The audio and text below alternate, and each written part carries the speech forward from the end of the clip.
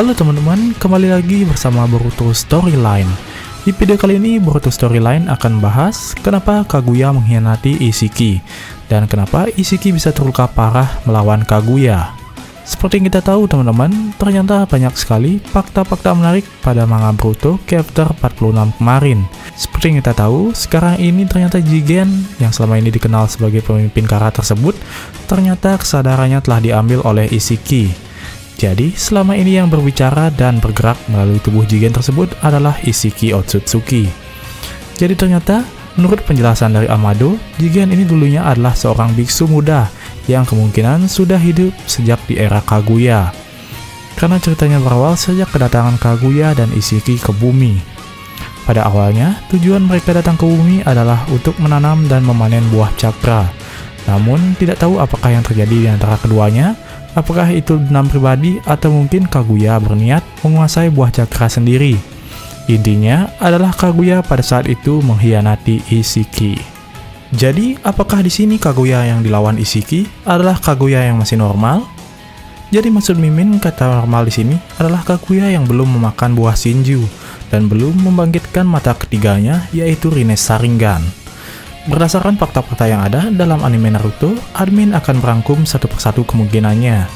Jadi kemungkinan yang pertama menurut admin di sini, Kaguya yang mengkhianati Isshiki saat itu adalah Kaguya yang sudah memakan buah Shinju dan sudah mendapatkan Rinne Sharingan. Itu karena sebelum mengkonsumsi buah Shinju atau sebelum membangkitkan Rinne Sharingan, Kaguya adalah orang yang sangat mendambakan perdamaian. Hal ini pernah diungkapkan olehnya pada saat memandangi sebuah langit, didampingi oleh Raja Tenji pada saat itu yang tertarik dengannya. Karena pada saat itu, sifat Kaguya terlihat benar-benar tulus, dan hampir tidak mungkin Kaguya akan mengkhianati Isshiki jika dia adalah orang yang cinta perdamaian. Jadi jika Kaguya yang mengkhianati Isshiki ini adalah Kaguya yang sudah memakan buah cakra, bisa jadi alasannya yang mengkhianati Isshiki adalah mungkin pada saat itu Kaguya memiliki hubungan yang buruk dengan Isshiki. Karena yang kita tahu, pada saat itu Kaguya sudah memiliki anak yaitu Hagoromo dan Hamura. Bisa jadi Isshiki merasa cemburu dan merasa kecewa dengan Kaguya karena jatuh cinta kepada manusia. Karena hal inilah mungkin Kaguya merasa marah dan ingin menguasai buah cakra dan pohon dewa sendiri tanpa campur tangan dari Isshiki. Karena yang kita tahu, sifat Kaguya benar-benar berubah 100% setelah memakan buah cakra tersebut. Hal ini dapat dilihat pada saat dia ingin menjadikan setiap penduduk sebagai tumbal pohon dewa untuk membuat bala tentaranya, yaitu Zetsu Putih, guna menghadapi invasi Momoshiki, Kinshiki, dan Urashiki di masa depan. Kemungkinan yang kedua adalah Kaguya yang masih normal atau belum memakan buah cakra. Kenapa admin bisa mengatakan seperti itu? Seperti yang kita tahu, Kaguya yang belum mengonsumsi buah cakra adalah Kaguya yang memiliki sifat lemah lembut dan cinta perdamaian. Loh, lalu kenapa dia bisa mengkhianati Isshiki? Jadi menurut teori Mimin di sini, alasan Kaguya mengkhianati Isshiki pada saat itu mungkin karena pada saat itu Isshiki benar-benar sudah tidak terkendali dan menyebabkan banyak korban jiwa di setiap tempat. Lagi pula, jika dia mendapatkan buah cakra, dia hanya akan menjadi semakin brutal. Mungkin hal ini sangat mengganggu Kaguya yang cinta perdamaian. Jadi sebelum Isshiki benar-benar semakin menjadi-jadi, mungkin Kaguya di sini beranggapan lebih baik menghabisi Isshiki agar tidak terjadi korban lebih banyak lagi. Karena sifat Kaguya yang baik pada saat itu, dia lebih baik harus membunuh anggota klannya sendiri agar tidak menyebabkan banyak kekacauan dan penderitaan bagi orang lain. Sama seperti Hashirama yang rela membunuh rivalnya Madara untuk melindungi desa Konoha.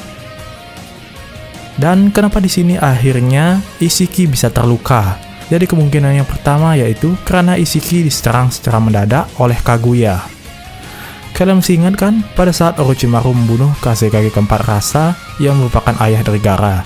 Pada saat itu ada scene yang menampilkan rasa sudah tertikam pedang Kusanagi Orochimaru dan masih menggunakan pakaian dan topi Kazekage-nya secara lengkap. Di area tersebut pun tidak ditemukan bekas-bekas pasir emas maupun area yang hancur karena pertarungan. Jadi apakah kalian tahu apa artinya itu?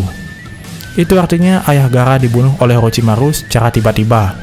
Mungkin karena rasa saat itu lengah dan terlalu percaya pada Orochimaru, dia pun akhirnya harus ditikam secara mendadak.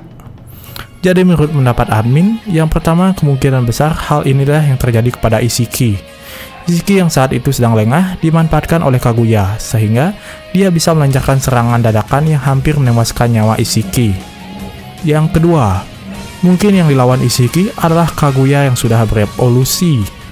Sudah jelas kekuatan Kaguya yang sudah membangkitkan Rinne Sharingan benar-benar sangat overpower.